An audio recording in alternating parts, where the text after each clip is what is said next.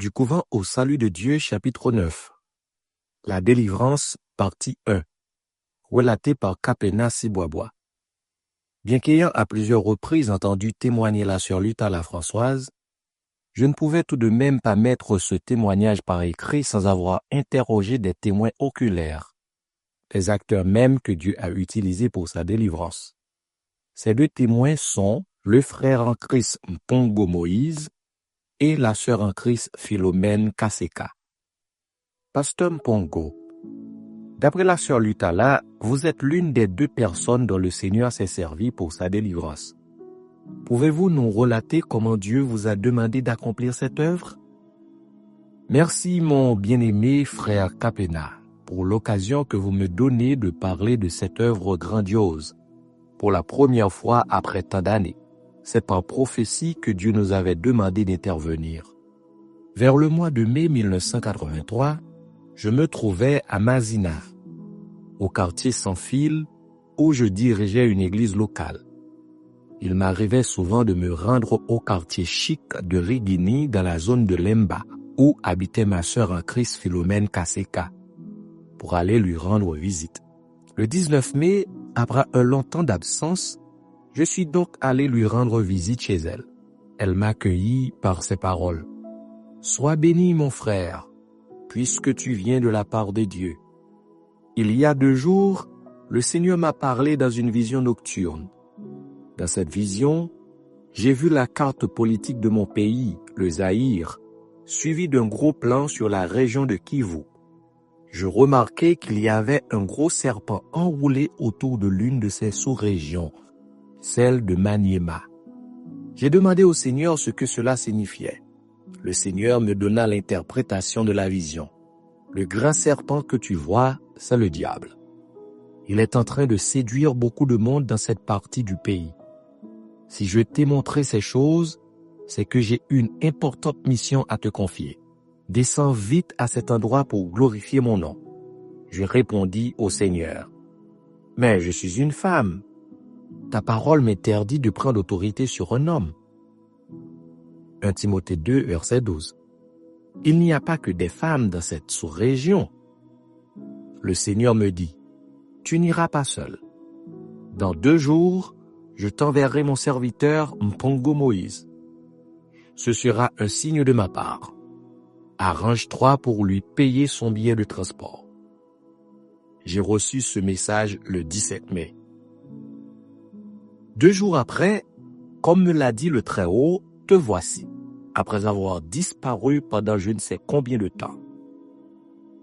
Après avoir entendu la sœur Philomène, je lui demandai de m'accorder un temps de prière. Non pas que je doute de tes paroles, mais simplement pour me mettre dans l'ambiance du Saint-Esprit. Je fis un jeûne de 2 jours, au terme duquel Dieu confirma la prophétie en mettant en moi une forte conviction. La sœur Philomène était certaine de mon accord. Sans me consulter, elle avait déjà acheté 2 billets d'avion Kinshasa-Kindu. Le 20 mai 1983.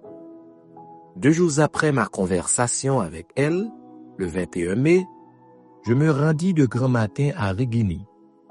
J'avais emporté tous mes effets de voyage. Ma décision était de ne rentrer qu'une fois la prophétie accomplie. « Es-tu prêt pour le voyage ?» me dit-elle en m'accueillant à mon arrivée chez elle. « Quel voyage? Je n'ai pas de billet de transport. Tout est réglé par la grâce de Dieu.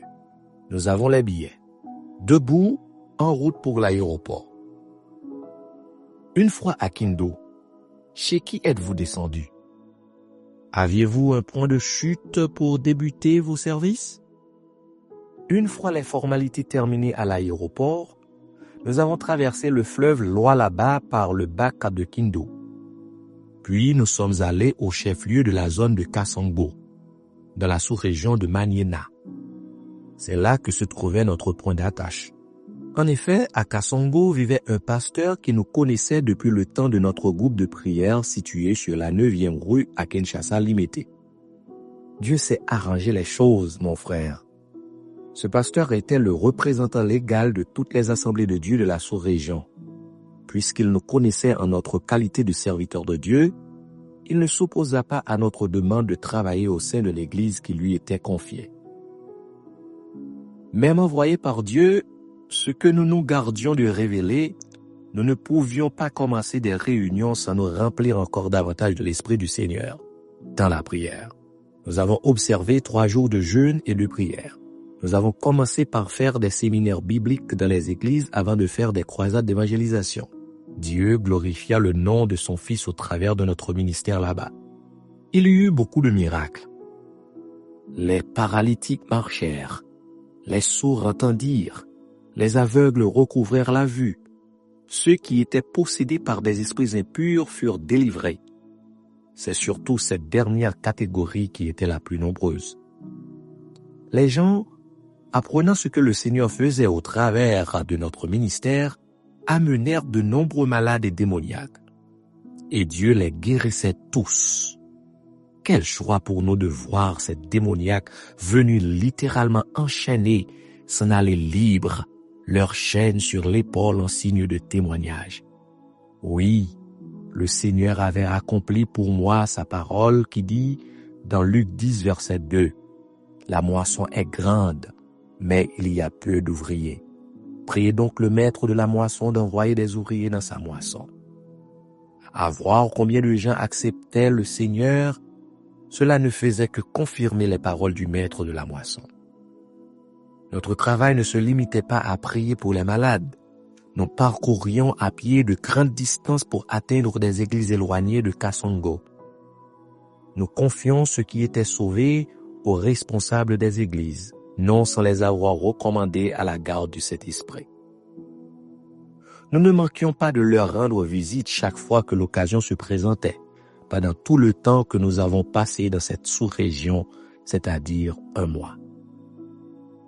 Si je comprends bien, c'est durant cette période que vous avez fait connaissance de la sœur Lutala Françoise. Pourriez-vous éclairer les lecteurs sur les circonstances dans lesquelles vous l'avez connue et donner sa description physique? Bien, mon frère, que Dieu vous bénisse pour la question.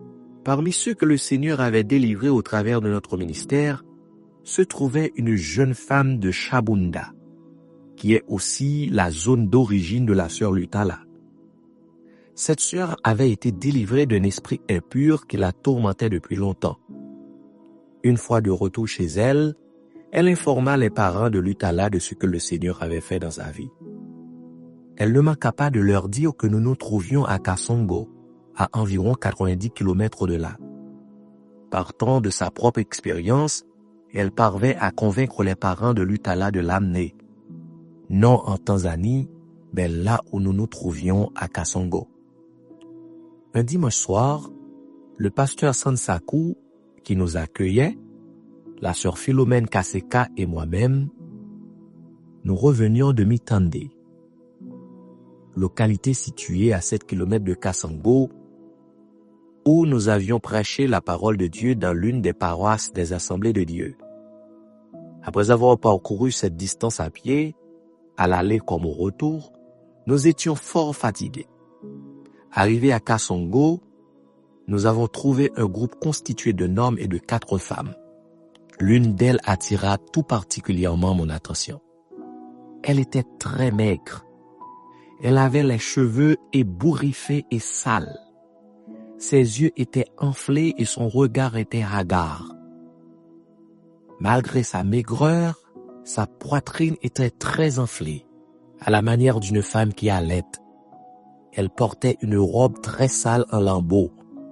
Ses jambes et ses pieds étaient tellement enflés qu'il n'était pas besoin de faire appel à un médecin pour diagnostiquer un éléphantiasis. Malgré son état lamentable, elle traînait à ses pieds une chaîne longue d'au moins 50 cm, dont les 2 extrémités étaient attachées à chacun de ses mollets. Elle avait tout d'une folle. J'appris plus tard que ce groupe venait de Chabunda. Je ne sais combien de temps ils avaient mis pour parcourir cette distance à pied. Nous étions le dimanche 10 juin 1983. Jusque-là, vous ne connaissiez pas le mobile de leur visite. En voyant la personne que je viens de décrire, je compris vite qu'elle avait besoin d'une prière de délivrance. Compte tenu de l'heure tardive et de la fatigue qui gagnait mon corps, Je murmurai en moi-même. Pourquoi ne pas attendre demain pour la délivrance de cette femme? C'est alors que le Saint-Esprit me dit clairement, pourquoi voulez-vous compromettre mon œuvre? Convaincu de l'appui du Seigneur, je demandai à ma compagne de voyage d'entretenir la nouvelle venue sur la repentance et le pardon des péchés, le temps de me retirer pour demander non la volonté, mais la direction du Seigneur. En effet, mon jeune frère Capena, le service de délivrance nécessite beaucoup de prières. D'après Marc chapitre 9, verset 29. Je rejoignis la sœur Philomène une fois ma prière terminée. À son tour, elle se retira pour prier. En attendant son retour pour commencer la prière de délivrance, j'entrepris de sonder la sœur Lutala. Je lui posai certaines questions en rapport avec la parole de Dieu. Ses réponses démontraient une résistance farouche à la parole de Dieu. Le Saint-Esprit m'interdit de continuer à lui poser des questions. J'avais vite compris que ce n'était pas elle qui répondait, mais les mauvais esprits en elle. Ne pouvant rien tirer d'elle, je me tournai alors vers ceux qui l'avaient amenée. Je leur demandai pourquoi il avait fallu enchaîner une personne dans cet état. C'est parce qu'elle a souvent l'habitude de fuir. Un jour, elle a disparu sans que personne ne sache dans quelle direction elle était partie pour qu'on puisse la rechercher. Cela a été un coup dur pour la famille. Au bout de 3 mois, on l'a retrouvée seule dans la forêt. Une autre fois, on la retrouva dans un cimetière, après 3 semaines d'absence. Elle aurait pu fuir en cours de route, c'est pourquoi nous l'avons enchaînée. C'est difficile de vous répondre. Depuis à peu près 3 mois, on ne la voit presque plus manger. Mais nous remarquons pourtant qu'à certaines heures de la journée, elle fait les gestes de quelqu'un en train de prendre un repas. Elle porte quelque chose à la bouche et ses mâchoires remuent. Elle mange des plats invisibles. Voici bientôt 3 mois qu'elle ne touche pas aux aliments que la famille lui apporte. Et elle n'en est pas morte. Je leur dis, seul le corps de votre sœur la relie encore à notre monde visible. Les démons qui sont en elle l'empêchent de prendre tout contact normal avec le monde visible, celui des hommes normaux. D'où ces excursions involontaires dans les endroits déserts, comme les forêts et les cimetières. Elle ne peut rien manger car elle est en plein dans le monde des esprits, le deuxième monde. Toutefois, ayez confiance en Dieu et priez beaucoup. Jésus-Christ, qui est venu détruire les œuvres du diable, libérera votre sœur de toute l'emprise du diable, ce soir même. La sœur Philomène revint et nous débutâmes ensemble la prière de délivrance. Ainsi, lorsque les gens apprirent notre retour de Mikandé, ils accoururent de partout pour suivre la délivrance en direct. Plusieurs dans la foule la reconnaissaient comme étant une ancienne religieuse catholique. Certaines mères se frappaient la poitrine de douleur en se souvenant de la grande beauté passée de Lutala. D'autres regrettaient le fait qu'elle n'avait même pas pu profiter de ses études supérieures à cause de ses interminables maladies. Il y avait enfin celle qui la plaignait d'avoir perdu en un seul jour ses 4 enfants et, un peu plus tard, son mari. Voyant l'état de possession avancé de la sœur Lutala, j'avais eu la présence d'esprit d'écarter la foule, de peur que les mauvais esprits, une fois chassés du corps de Lutala, n'entrent dans les nombreux païens qui se trouvaient dans la foule. Je parle bien des païens, puisque les véritables enfants de Dieu sont couverts par le sang de l'agneau de Dieu. Comme la foule refusait de s'écarter, je restai calme, et j'eus alors l'idée d'amener Lutala un peu plus tard à l'écart, derrière la maison de prière que nous appelons l'église. Une fois dehors, nous avons, avec la sœur Philomène, demandé à Dieu de nous assister de son Saint-Esprit et de nous recouvrir du sang de Jésus-Christ, nous et tout le groupe qui était autour de nous, pendant tout le temps que prendrait la délivrance. En regardant cette femme étendue sur le sol, mon cœur se brisa en pensant aux souffrances endurées par le Christ pour notre délivrance. D'une voix autoritaire, j'ordonnai aux démons de se présenter. Ils s'exécutèrent en déclinant chacun son identité et sa fonction. Vous ne devez pas oublier que je ne me trouvais pas en cet endroit par ma volonté propre. Voici le dialogue qui s'ensuivit entre d'une part les démons qui s'exprimaient par la bouche de Lutala et le Saint-Esprit qui parlait au travers de notre humble personne. Je m'adresse à vous, démons qui êtes logés dans ce corps. Je vous ordonne de vous présenter chacun par son nom et par l'œuvre qu'il est en train d'accomplir. Pour commencer, répondez-moi. Combien êtes-vous? Toruku Mingi. Cela signifie en langue swahili, nous sommes nombreux. Puisque je ne comprenais pas le swahili, ce fut la sœur Philomène qui me servit d'interprète pendant la délivrance. Elle me traduisait en lingala. Combien êtes-vous? Nous sommes 210 démons.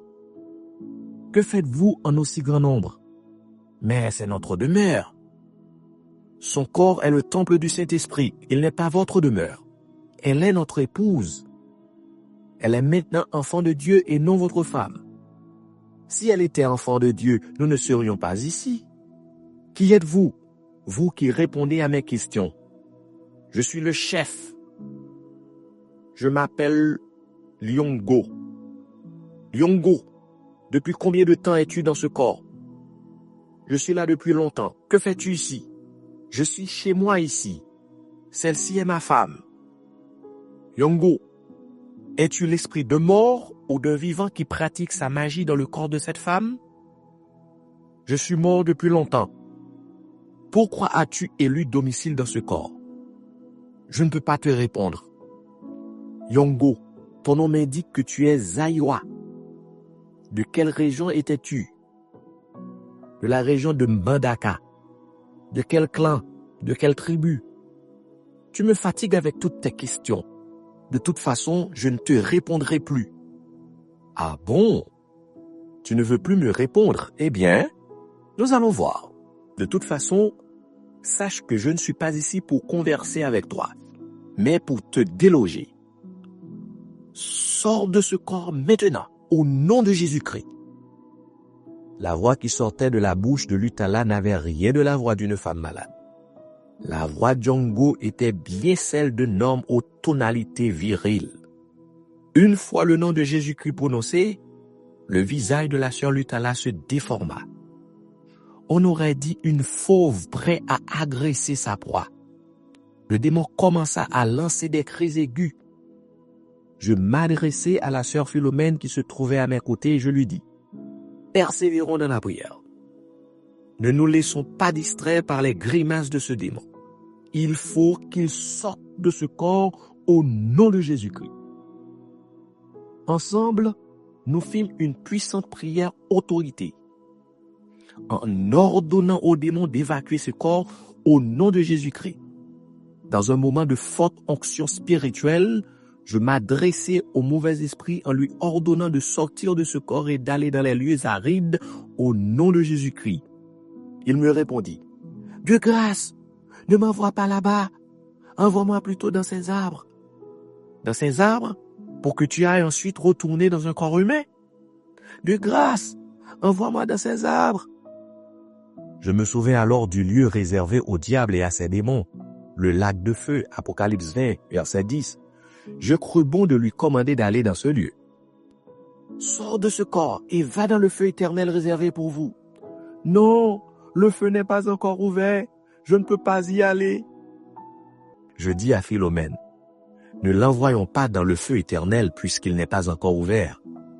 Puis je dis au démon: si tu ne sors pas au nom de Jésus-Christ, et si tu ne vas pas dans les lieux déserts, je vais invoquer sur toi le feu du ciel, et il te consumera, toi et tes acolytes. Sors au nom de Jésus-Christ et va-t'en dans les lieux arides. Cette fois, il sortit au nom de Jésus-Christ. Il projeta à terre Lutala, enroulée sur elle-même, à une distance de près de 3 mètres.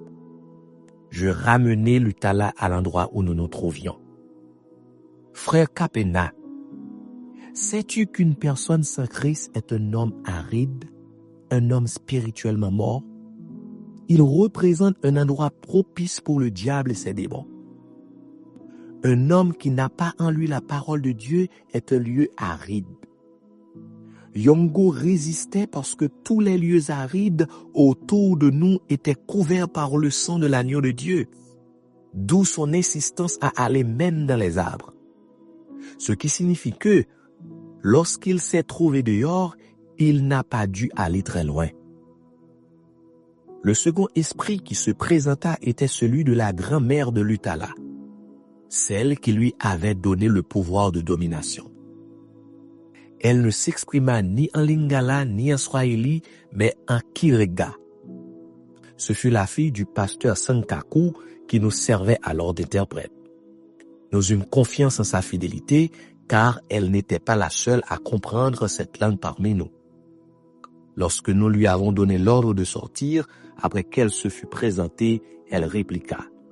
« J'ai des enfants, comment pourrais-je sortir sans eux? Combien d'enfants as-tu? J'en ai 4. Qui en est le père? Je ne peux pas révéler le nom de leur père. Plutôt partir que de vous dire à qui ils appartiennent. D'ailleurs, je m'en vais, mais je ne m'éloignerai pas trop d'elle. Je sais qu'elle se met facilement en colère. Dès qu'elle se fâchera, je ne manquerai pas de rentrer. Je t'interdis de rentrer en elle, au nom de Jésus-Christ. Je pars, je m'en vais. » Et elle partit. Je compris alors que la colère était l'une des portes qui donnaient accès aux démons. Cela m'aida à comprendre pourquoi la plupart des personnes sauvées lors des campagnes d'évangélisation au pont Kassavubu rechutaient tout aussi rapidement que le Seigneur les avait guéris. C'était à cause de la colère. Comme ils avaient été mal instruits, les démons retournaient en force dès qu'ils se mettaient en colère. Paul de Tarse le savait. C'est pourquoi il nous conseille de ne pas laisser passer la nuit sur notre colère. Éphésiens 4, verset 26. Paul savait qu'il était utopique d'interdire à un être humain de se mettre en colère. Comme il connaissait la faiblesse humaine, il nous a laissé ce conseil pratique. Puis vint le tour de notre démon, qui s'appelait François. C'était un Européen, un Parisien, à en juger par son français impeccable. Le français me priait de ne pas l'importuner en faisant trop de bruit. Je lui dis, « Tu n'as pas le droit de m'imposer quoi que ce soit. Ce n'est pas ta demeure. Sors au nom de Jésus-Christ. » Il partit sans mot dire. Il ne projeta même pas François à terre comme l'avaient fait les esprits de ces nègres. Vous comprendrez qu'il ne m'est pas possible de vous raconter la sortie de 210 démons. Je vous dirai seulement que seul le premier et le dernier démon firent preuve d'une certaine résistance. Le dernier démon était l'esprit d'une femme. À mon ordre de sortir, au nom de Jésus, l'esprit de cette femme me répondit. « Doucement, nous sommes entre nous. Entre nous qui? Entre nous, chrétiens. L'esprit d'un chrétien ne peut pas habiter dans le corps d'une autre personne. Sors. » Comment sortir, puisque je te dis que quand j'étais vivante, j'étais légionnaire, je priais. Je ne voulus pas écouter ce que me disait ce dernier esprit, car j'avais compris qu'il voulait simplement nous distraire. Je pense que c'était l'esprit d'une femme qui avait dû être très têtue de son vivant. Elle nous prit 10 minutes avant de sortir. Elle était bien le dernier esprit à sortir, car nous les avions tous inscrits sur une liste.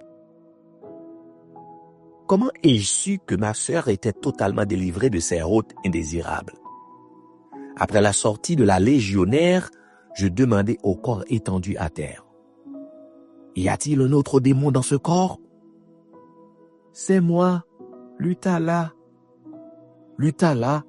Quel Lutala? Où habites-tu? J'habite Chabunda, ma zone d'origine. Elle déclina son identité complète. Je lui dis, comment es-tu venu ici? Elle se mit debout. Tournant les regards autour d'elle, elle vit les membres de sa famille. Elle les pointa du doigt et dit, voici ceux qui m'ont amené. C'était bien là le signe qu'elle était délivrée. Je conclus alors que ma sœur avait bien repris le contrôle de ses sens, de son corps et de son esprit.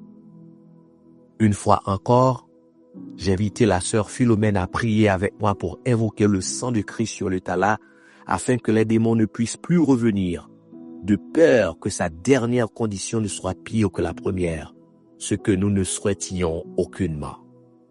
Après avoir un peu récupéré, je demandai à Philomène d'aider Lutala à prendre un bain. Une fois sa toilette terminée, on lui remit une robe propre. Et en vêtue, la sœur Lutala reprit des couleurs humaines. Elle devint alors présentable. Nous passâmes ensuite à table. Elle mangea de bon cœur, à la grande joie, mêlée d'étonnement de ceux qui l'avaient accompagnée. Chose étrange, une fois la table débarrassée, Lutala se mit à témoigner devant la foule qui avait assisté à sa délivrance. Les gens suivaient avec beaucoup d'attention ce qu'elle leur disait. Cette même nuit, on nous amena d'autres malades que le Seigneur, égal à lui-même, guérit tous. Cette journée mouvementée s'acheva dans une louange extraordinaire en l'honneur du Seigneur des Seigneurs et Roi des Rois. Il était 20h30 lorsque nous eûmes terminé.